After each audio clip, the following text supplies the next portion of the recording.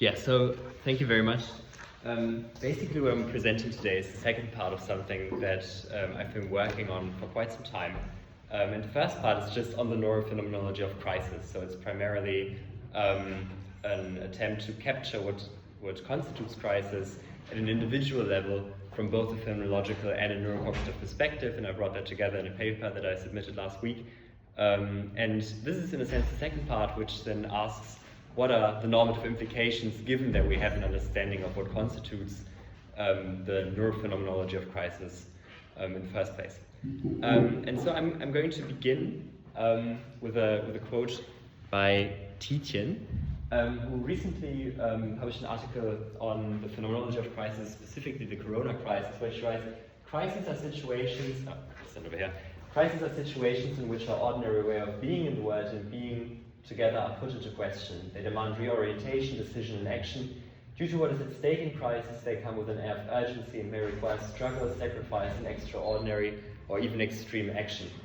And what is interesting here is that Tietjen, in a sense, brings together these two dimensions. There's on the one hand the epistemic dimension of crisis, where a crisis is something that disrupts our world-disclosive practice, and on the other hand there's this meta-ethical normative dimension, where she points to the fact that crisis in the same breath, in a sense, forces to act in one way or another. And what I'm presenting today focuses on this both from the phenomenological as well as from the neurocognitive perspective, but then tries to prize out some concrete, both meta-ethical as well as normative implications.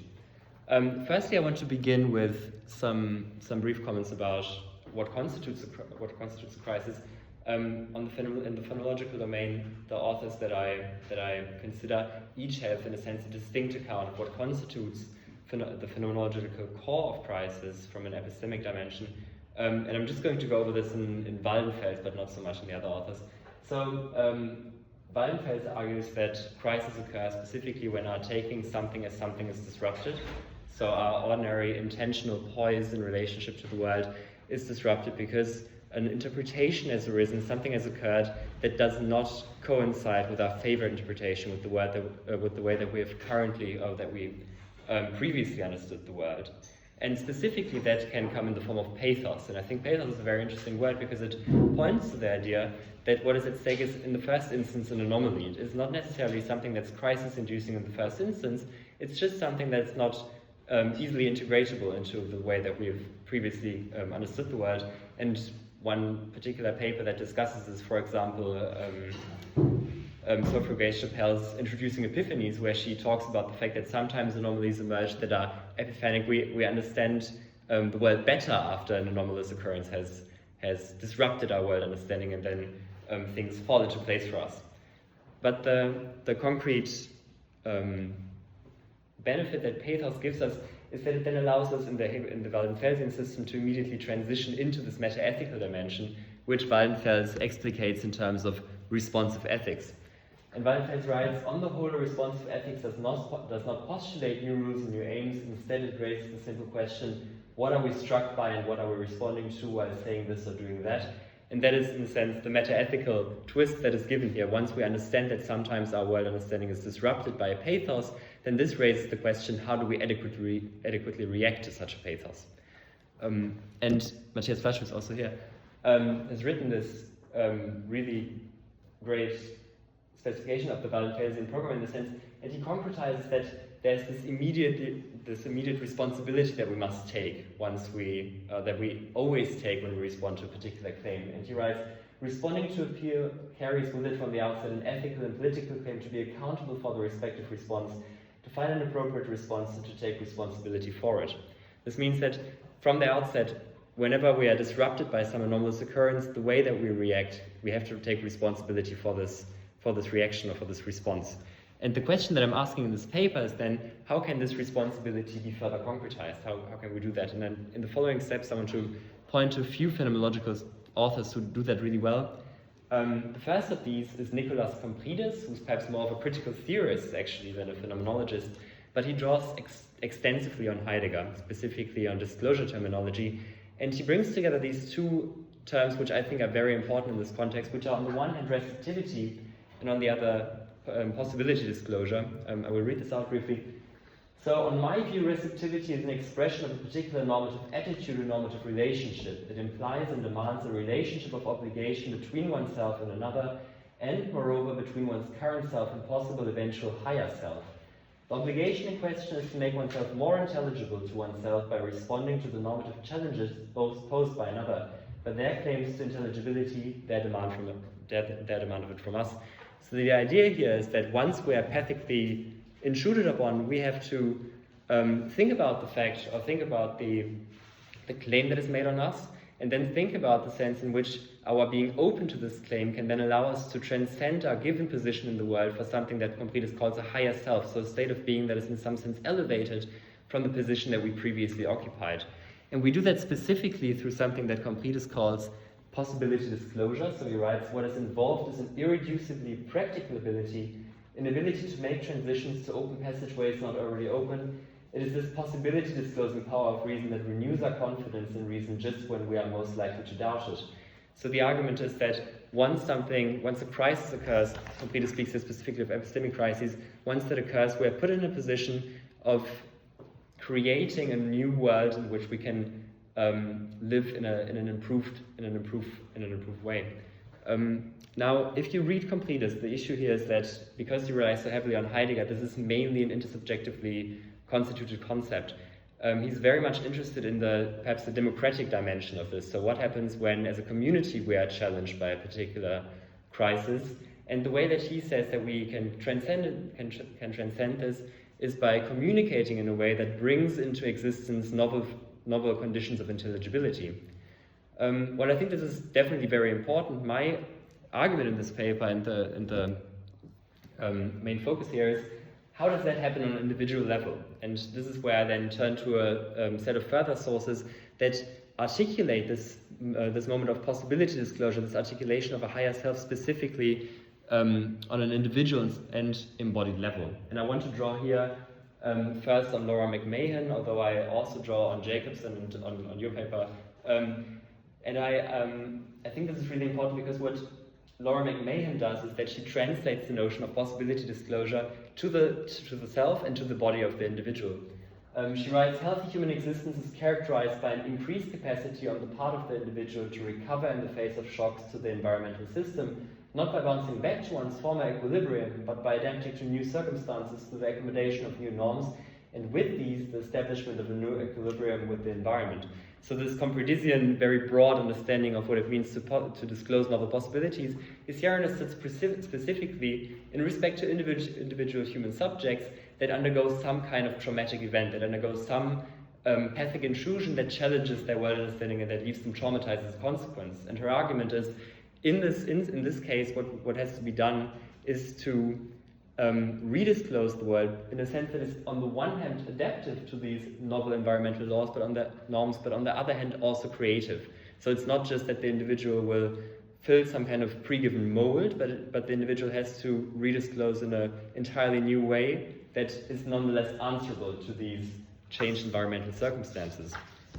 And the alternative to this is something that Kritis also calls possibility foreclosure, where McMahon writes, our habitual powers can also serve to defensively narrow the scope and variability of our environments, shutting down our plasticity and rendering us less able to improvise and adapt in the face of change or assault.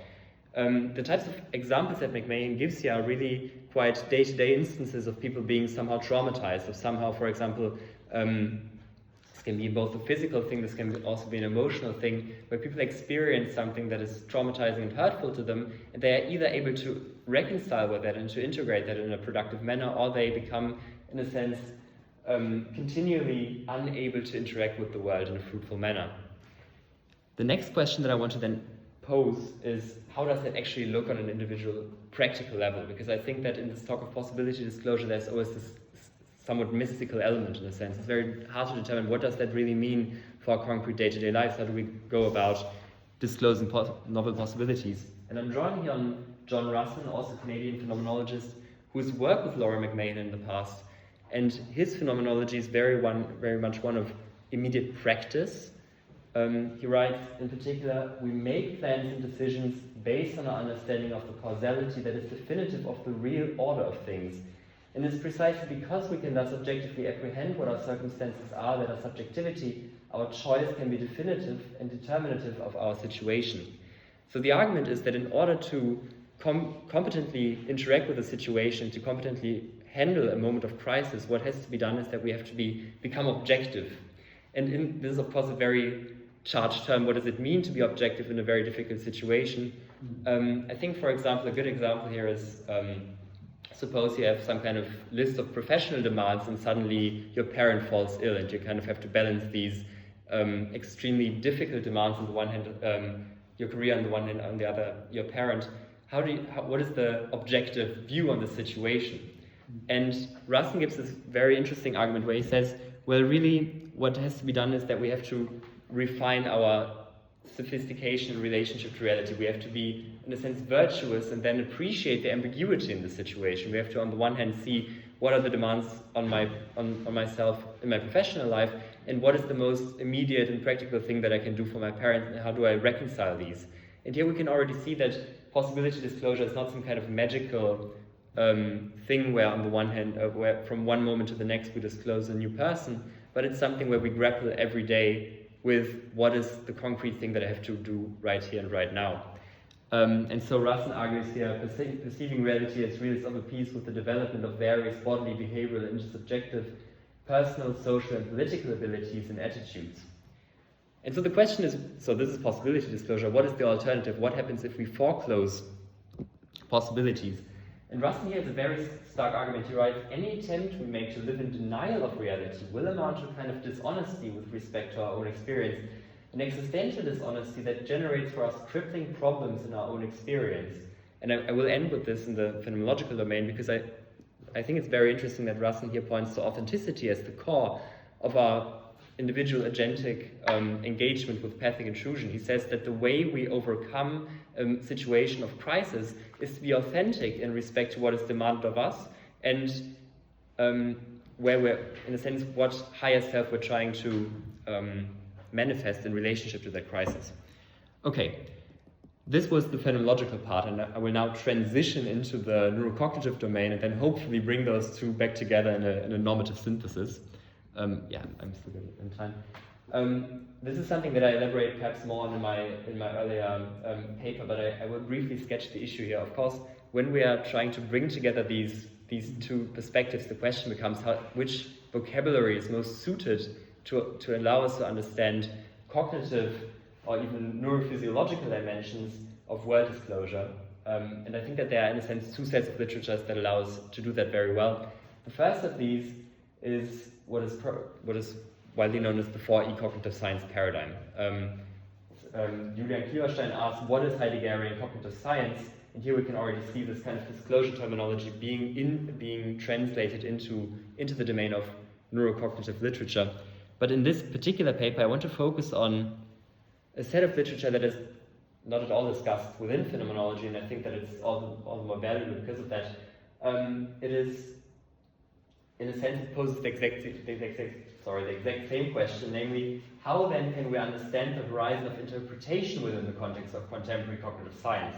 And then there are a set of contributions in the domain of psychology and cognitive science that articulate this from both the neurocognitive as well as the neurophysiological dimension, and that's what I'm going to draw on in the following. So, in a sense, I have to start again from the beginning, from the question, what is a crisis in our day-to-day lives?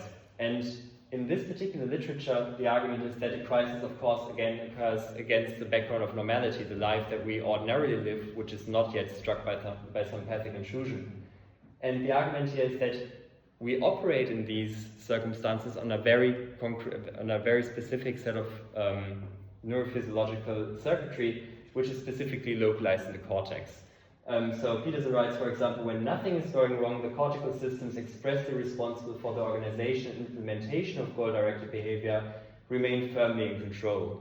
Similarly, Hirsch writes, from a neural perspective, goal-related biases and information flow are instantiated by top-down attentional control mechanisms in the dorsolateral prefrontal cortex. So the argument here is that under conditions of normality, our cortex generates plans that allows us to filter the information that comes in from the environment, and that then allows us to pursue various action goals. Given this understanding of what constitutes normality from a neurophysiological perspective, it then becomes possible to counter-distinguish that from crisis. So what happens when from one moment to the next a pathic intrusion occurs and all of a sudden we become highly anxious. So why is that? Here in this particular contribution that I want to focus on, which is termed psychological entropy, a framework for understanding uncertainty-related anxiety, the authors take this notion of what we call pathic intrusion from a phänomenological perspective, and they understand this in terms of uncertainty. But uncertainty means very much the same thing. The argument is that sometimes when our given world understanding is challenged, then what happens is that there are numerous other world interpretations that suddenly become possible. So from one moment to the next, it's no longer a clear pathway from a professional development because the illness of our parents brings multiple or numerous new interpretations into the game that we have to contend with, right? And so the question is what happens to us physiologically when that occurs? And the argument here is that there's a specific set of neurocircuitry that is then engaged. Concretely, the authors write the BIS, that's the behavioral inhibition system associated with the hippocampus, and the ACC, which is the anterior cingulate cortex system, serve as the neurosubstrate for the experience of uncertainty, which is associated in part with the subjective state of anxiety. So in other words, while normality is moderated by the cortex, the emergence of uncertainty will then trigger, in a sense, a shift in our neurophysiological control over behavior from the cortex to the limbic system, which is associated specifically with the cessation of behavior and an increase of noradrenaline, which triggers acute anxiety. So in other words, a pathos emerges and we get intensely, we freeze in a sense and we become intensely anxious about it. And so, well, perhaps before I go over, the question then is, what does this anxiety trigger? On the one hand, of course, it's just a subjective state of anxiety, but it's also what they call a certain distractibility, because in the moment that you freeze, you become hyper alert. So environmental information that was previously constrained into a particular epistemic framework suddenly re-emerges into our world understanding, and we become overwhelmed by that. Okay. Now, the question, once we've established that sometimes pathos emerges and then we have this extreme anxiety reaction, how can we ever react to that? And that is, in a sense, the moment where the phenomenological and the neurocognitive domains come together again, and that's where also the normative core of this argument, in a sense, rests. Because from a neurocognitive perspective, there are then again two types of response that are neurocognitively distinct.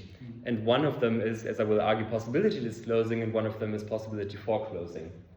The possibility foreclosing response is what I here term exploratory response, and exploratory response, in a sense, builds on what is, from a neurophysiological perspective, the exact opposite of noradrenaline, namely dopamine. The Young writes, exploration is worthwhile even in the case of an unexpected punishment, because it may lead to an increase of information which will allow the person to better represent the world or select behavior in the future. And as you can see, the Young writes specifically about the role of dopamine in this context. The argument is that once we're in this state of shock, only the release of dopamine will then allow us to approach novel information, to integrate that into our problematized world understanding. Once we explore novel information, what happens is that we are then able to again use cortical resources in order to generate a novel sequence of actions in the world.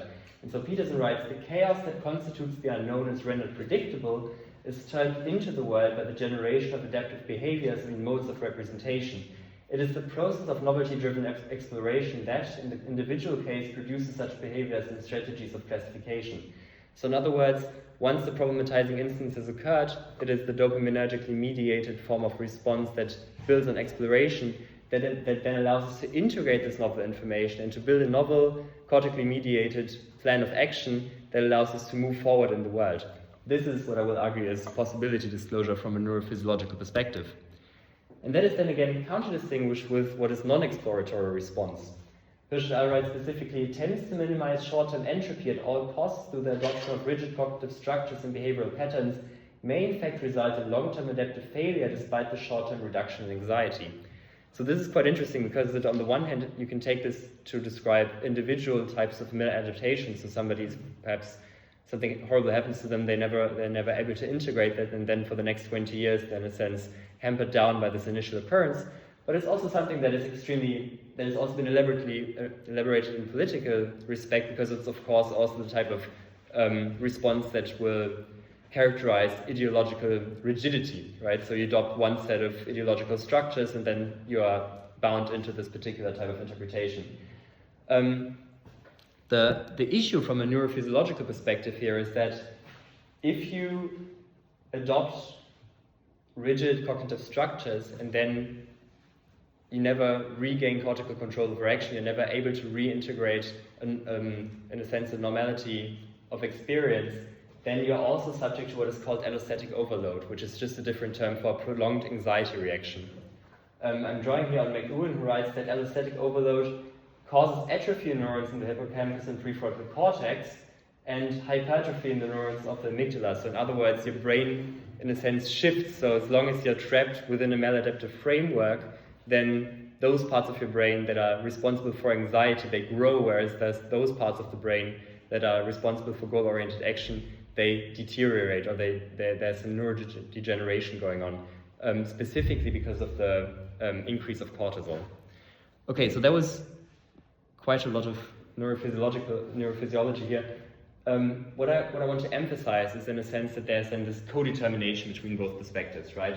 From a phenomenological perspective, we can understand with Weidenfeld this idea of taking something as cortically mediated action. That is the way that we usually interact with the world. Then there's this anomalous occurrence, which Weidenfeld calls pathos, but which we can understand neurophysiologically as a type of uncertainty. In our day-to-day actions, we're very often able to integrate that immediately, right? So a minor occurrence of pathos, minor pathic intrusion, we will just go over that no problem, because we can easily integrate it into our framework. But sometimes there will be this extreme case where we have a full behavioral inhibition, a crisis, and which from the phenomenological perspective appears as pathos without response, right? We are incapable of responding productively to this particular pathic intrusion. And so here's really where the normative dimension comes to the forefront, and I will elaborate on that in the next slide. But there are, in a sense, two ways of reacting to this. On the one hand, there's the possibility disclosing form of response, which is driven by exploration. As I said, that's dopaminergically mediated. And on the other hand, that is phenomenologically describable as receptivity on the one hand from a Comprendesian perspective, but from a Rossonian perspective, this is what we can term as becoming realistic, right? So this very broad term for what is actually quite concrete praxis of day-to-day engagement with reality. And if we engage in this type of possibility disclosure, we are then able to move up again to a normal life, to a novelly disclosed world in which we can act. But we can also reject this entire process and then interact with the environment through possibility foreclosure, which is on the one hand pathos without response, and from a Russonian perspective amounts to a type of lived inauthenticity, a type of dishonesty. But from a neurophysiological perspective, that is actually incredibly harmful to the organism.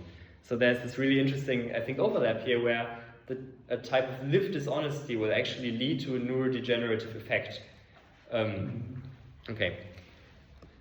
So now I want to bring all of this together and, in a sense, formulate the core of my normative argument here, because this is really what I've been struggling with a little bit. So I will read this out. When we are faced with crisis, it becomes our responsibility to engage in the praxis of possibility disclosure. This praxis involves an engagement with reality that allows for an intracyclic death and rebirth. What grounds the normative desirability of possibility disclosure is its salvific promise. The salvific promise in question is the concrete betterment of the situation in which one finds oneself. Conversely, the normative undesirability of possibility foreclosure derives from the certainty of stagnation inherent to it.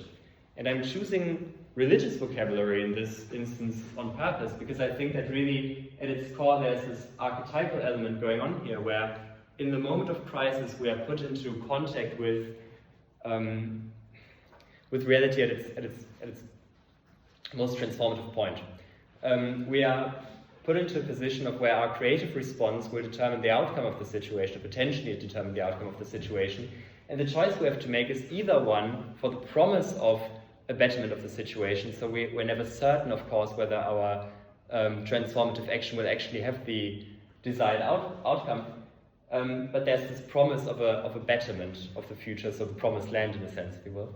And then on the other hand, the possibility for the alternative is possibility for closure, which comes with a certain with a necessary stagnation in a sense. To the degree that we are dishonest or inauthentic in our engagement with reality, and to the degree that we are unable to engage in this praxis of exploration, we are perhaps doomed to perhaps continue on in this crisis-induced mode. And then this has not only implications for our ability to interact with the world, but it also has implications for neurophysiology, because our brains, in a sense, degenerate in consequence to the cortisol overload that is likely to occur in this type of situation. And so, as an outlook, I want to dig into this religious dimension a little bit deeper. So I'm pointing to two quotes here again from literature that I've already used. The first of these is Krisis, who writes, "Inasmuch as the cells of our theory are part of the data, any solution to the problem will depend on the decentering of the self and the emergence of a new self, possessing the capacity to integrate its old and new worlds, its old and new selves. Subjectivity is not erased or withdrawn. It enters into the definition of the problem and, when met with success, into its solution." So, in the Concretisian corpus, which is very much related, which is very much situated in the in critical theory, I think it's very remarkable that this kind of dissolution of self and its transformative rebirth is expressed in this quite archetypal fashion. And then I think that there's this very interesting link to this Petersonian argument. Simple movement from present to the future is occasionally interrupted by a complete breakdown and reformulation, a reconstitution of what the present is and what the future should be. The ascent of the individual, so to speak, is punctuated by periods of dissolution and rebirth. And so I think that there's this overlap here, this coming together of these two perspectives, both from a phenomenological and neurocognitive perspective, which I think concretizes our responsibility in the face of crisis to choose possibility disclosure over foreclosure. Yeah, I think that's sufficient for today. Thank you. Thank you very much.